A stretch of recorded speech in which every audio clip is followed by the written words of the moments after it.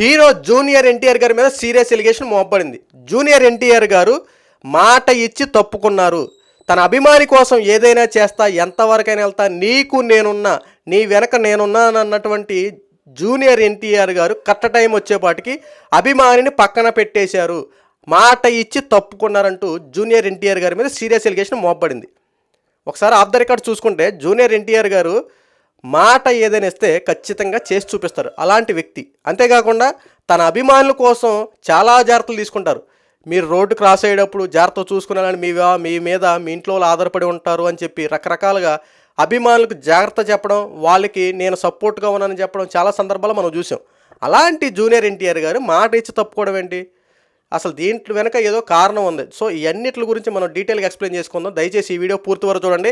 ఈ వీడియో మీకు నచ్చితే సబ్స్క్రైబ్ చేసుకోండి, మరి నలుగురు షేర్ చేసి సబ్స్క్రైబ్ చేసుకోమని చెప్పండి. ఇంకా విషయంలోకి వెళ్తే నిన్నటి వరకు ఒకసారి చూసుకుంటే అల్లు అర్జున్ ఇష్యూ.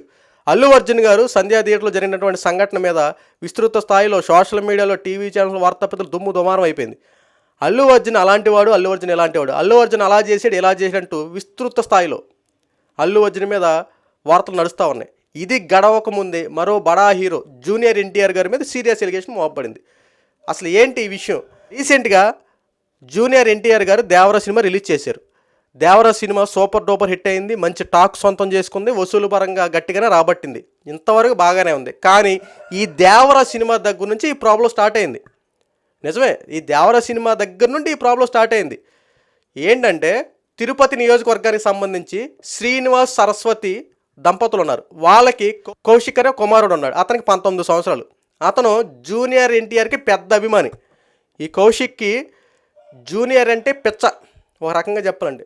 జూనియర్ ఎన్టీఆర్ కోసం ఫ్లెక్స్లు కడతాడు, రకరకాలు చేస్తాడు, మంచి అడావుడి చేస్తాడు, అంటే తన అభిమానాన్ని చాటుకుంటాడు. ఇంతవరకు బాగానే ఉంది. కానీ ఈ కౌశిక్కి బ్రెయిన్ హ్యూమర్ అని ఒక వ్యాధితో బాధపడుతున్నాడు. చివరి స్టేజ్లో ఉన్నాడు, చనిపోవడానికి దగ్గరగా ఉన్నాడు. అయితే ఈ దేవర సినిమా రిలీజ్ టైంలో ఉంది. తన యొక్క కోరిక ఏంటంటే చివరిసారిగా నా దేవర సినిమా చూసి నేను చనిపోవాలి అంటూ ఒక ఆశతో ఉన్నాడు. తన అభిమానులు జూనియర్ ఎన్టీఆర్ గారికి సంబంధించినటువంటి అభిమాన సంఘం ఉంటుంది కదా, ఈ విషయాలు అటు ఇటు పాకి అక్కడి వరకు వెళ్ళి జూనియర్ ఎన్టీఆర్ అభిమాని సంఘానికి చేరింది. అంటే కౌశిక్ అనే ఒక యువకుడు బ్రెయిన్ హ్యూమర్ వ్యాధితో బాధపడుతున్నాడు, చివరి స్టేజ్లో ఉన్నాడు, తన కోరిక దేవర సినిమా చూడాలని చెప్పి ఇది అక్కడి వరకు తెలిసింది, అభిమానులు తెలిసింది. అయితే అభిమానులు ఏం చేశారంటే ఈ విషయాన్ని జూనియర్ ఎన్టీఆర్ కాస్త ఎక్కడ ఏదోలాగా చేర్చారు. సార్ జూనియర్ ఎన్టీఆర్ సార్, పలానా ఊర్లో పలానా వాడికి ఇలా బాగలేదు, తన మీ అభిమాని చివరి కోరిక అంటే ఇదే అని చెప్పి తెలిసింది అనేపాటికి జూనియర్ ఎన్టీఆర్ గారు ఏకంగా ఆ కౌశిక్కి వీడియో కాల్ చేసి మాట్లాడారు. మాట్లాడినప్పుడు ఒక హామీ ఇచ్చారు. కౌశిక్, నీకు హాస్పిటల్ ఖర్చు ఎంత అయినా నేను భరిస్తా, నీకు నేనున్నా అంటూ తల్లిదండ్రులకి అట్ ది సేమ్ టైం కౌశిక్కి మాట ఇచ్చారు. నీ కోసం నేను ఎంతవరకైనా వెళ్తా, ఏదైనా చేస్తా, నువ్వు ఎక్కడ ట్రీట్మెంట్ చేసుకుంటావు, నీకు నేనున్నానంటూ జూనియర్ ఎన్టీఆర్ హామీ ఇచ్చారు. ఇది జరిగిన వాస్తవం. అయితే ఈ కౌశిక్ చెన్నై అపోలోలో ట్రీట్మెంట్ తీసుకుంటున్నాడు.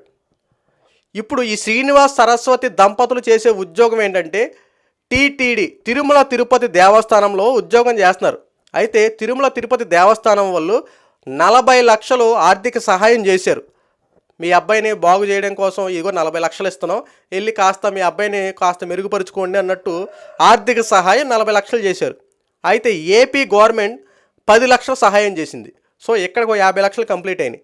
తర్వాత తన అభిమాని సంఘం జూనియర్ ఎన్టీఆర్కి సంబంధించిన అభిమాని సంఘం ఆ చందాలన్నీ పోగు చేసి అటు చేసి ఇటు చేసి సుమారు ఒక 12 లక్షలు మొత్తానికి ఒక 2-3 లక్షలు గ్యాదర్ చేసి అవి ఇచ్చారు.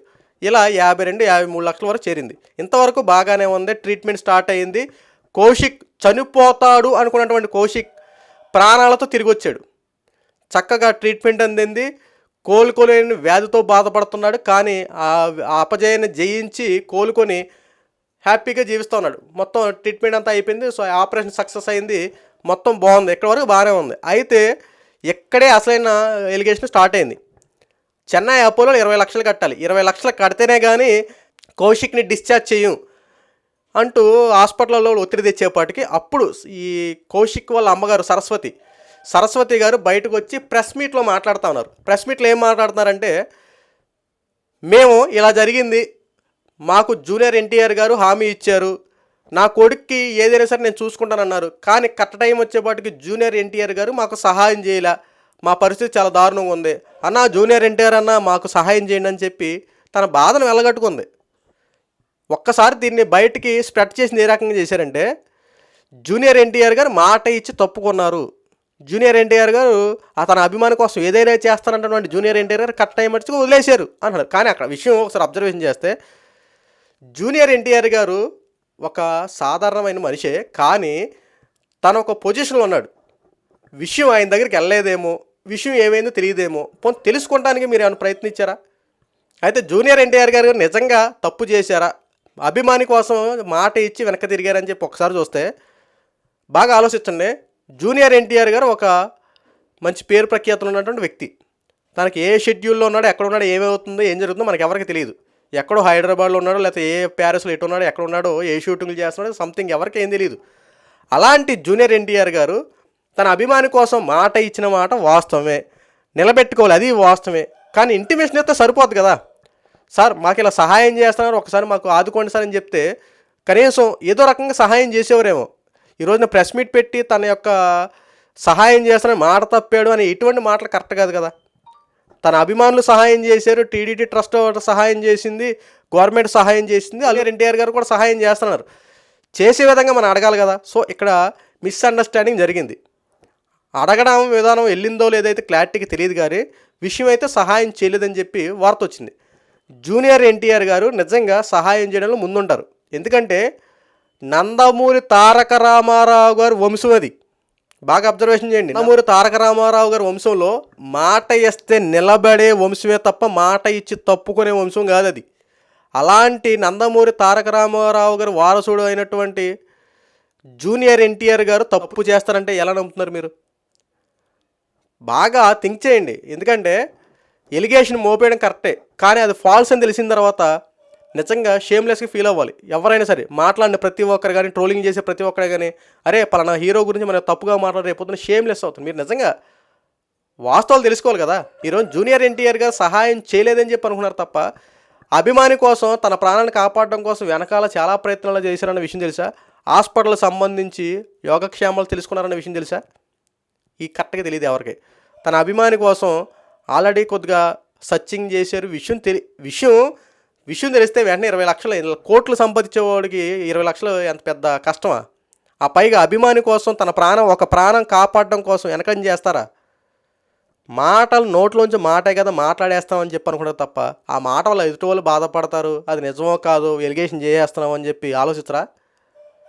అది కాస్త పక్కన పెడితే రీసెంట్గా అల్లు అర్జున్ గారు కూడా సంధ్యా థియేటర్లో జరిగినటువంటి ఇష్యూకి తన కుమారుడు హాస్పిటల్లో ఉంటే చావు బతుకుల మీద కొట్టుమిట్టాడుతుంటే 10 లక్షలు సహాయం చేస్తున్నారు.